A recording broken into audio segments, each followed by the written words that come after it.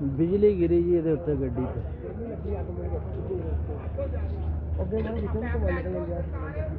कोई तबाह हुई कि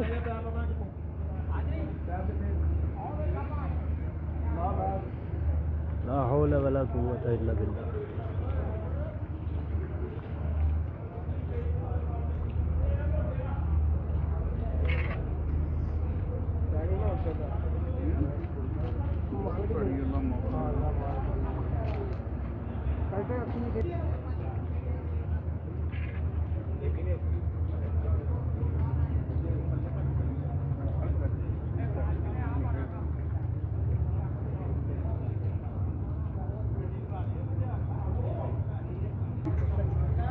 इंजीनियरिंग डिपार्टमेंट है, ये वर्कशॉप है जहाँ पे ये बिजली गिरी है सुबह और ये गाड़ी और ये काफ़ी नुकसान हो गया इधर।